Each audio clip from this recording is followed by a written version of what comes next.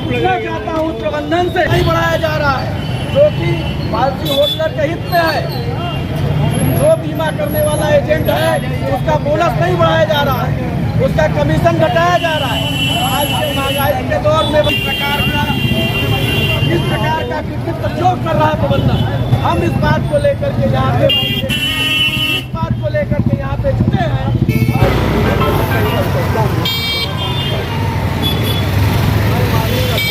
सबसे पहले मैं मीडिया बंधु का हार्दिक स्वागत, अभिनंदन और वंदन करता हूं कि इस क्रूशियल पीरियड में आपका कैमरा हमारे साथ है और पूरा सहयोग आपका साथ है।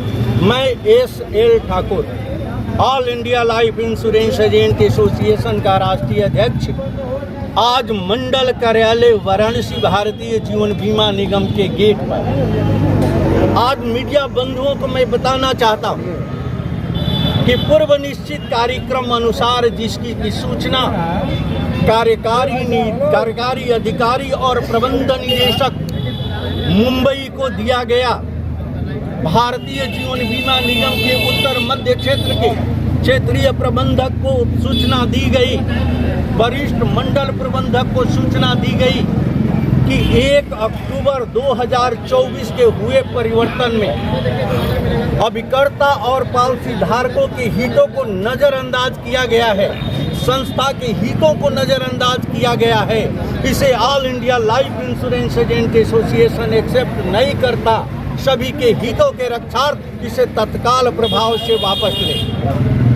दूसरा, 1972 रेगुलेशन अमेंडमेंट 2017 संविधान द्वारा प्रदत्त शक्ति अभिव्यक्ति की स्वतंत्रता के साथ साथ जीवन जीने की स्वतंत्रता को नकारता है।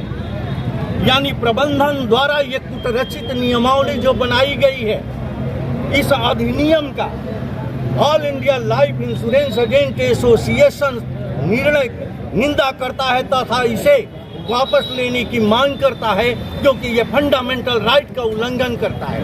मैं कह सकता हूं कि संविधान हमें जीने का अधिकार देता है और इस नियमावली के तहत अभिकर्ताओं के जीने का अधिकार कुछ छीना गया है। छोटी छोटी गलतियों में अभिकर्ताओं का सस्पेंशन होता है, अभिकर्ताओं का टर्मिनेशन होता है और उसके मिलने वाले हितलाभों को जब्त कर लिया जाता है, कमीशन को जब्त कर लिया जाता है। तो कमीशन जब्त होने के बाद जब रोजी रोटी के लिए परेशान अभिकर्ता होता है, मूलभूत आवश्यकता का हनन हो जाता है, यानी सारी जिम्मेदारियां सड़क पर आ जाती है और उसका जीवन जीना दुश्वार हो जाता है। तो ये कहना अतिशयोक्ति नहीं होगा कि जीवन जीने का अधिकार प्रबंधन द्वारा छीन लिया जाता है, जो कि फंडामेंटल राइट का उल्लंघन है। क्या मांग करते हैं आप? यही मांग है ना। दूसरी बात, पॉलिसी होल्डरों के साथ कितनी बड़ी समझ लीजिए कि धोखा होता है, इस पर भी ध्यान देने की जरूरत है। दावे के समय अगर किसी भी तरह का कोई क्लेम होता है, क्लेम होने के बाद पॉलिसियों में छोटी छोटी कमियां निकाल दी जाती है। अगर कमियां थी तो उसका प्रस्ताव को पूर्ण क्यों किया गया? उस प्रस्ताव को पूर्ण करने में अभिकर्ताओं का क्या दोष है? अभिकर्ताओं ने तो साक्षी बन करके परिचय कराया, उसकी जांच किया लाखों रुपए तनख्वाह पाने वाले अधिकारी ने, लाखों रुपया इंसेंटिव पाने वाला अधिकारी ने, लाखों रुपया पुरस्कार वितरण पाने वाला अधिकारी ने, और पास किया उसने। अगर किसी भी तरह की कोई त्रुटि पाई जाती है तो पॉलिसी धारक का पैसा जब्त हो जाएगा, अभिकर्ता को टर्मिनेट कर दिया जाएगा और उसके कमीशन को जब्त कर दिया जाएगा। क्या ये अनजस्टिस नहीं है? ये फंडामेंटल राइट का उल्लंघन नहीं है? समता का उल्लंघन है या नहीं है? जवाब दे प्रबंधन, ये समता का उल्लंघन कि उसी व्यवसाय के आधार पर कमीशन पाने वाले अभिकर्ता को टर्मिनेट किया जाता है, पॉलिसी धारक के हितों को नजरअंदाज करके उसके समस्त हित लाभों को जब्त कर दिया जाता है, और वही लाखों रुपए तनख्वाह पाने वाले अधिकारियों को ऊपर कोई कृत कार्रवाई नहीं की जाती है।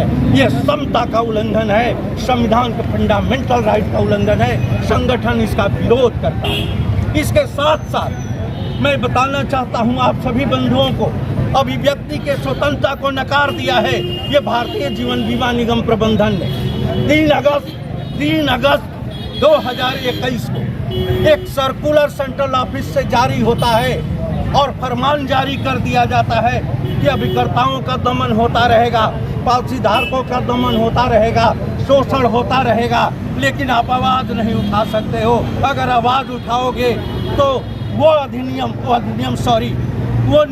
रचित नियमावली के अंतर्गत एजेंसी को सस्पेंड किया जाएगा और बर्खास्त किया जाएगा और तुम्हारे कमीशन को जब्त कर दिया जाएगा।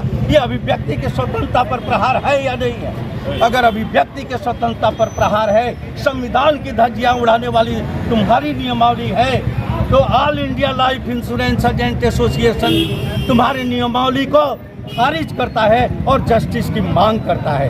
यही आज का आंदोलन है, यही आज का हमारा प्रदर्शन है, जिसको लेकर के ये हम कोशिश करेंगे कि प्रबंधन आवे, फेस करे और जवाब दे।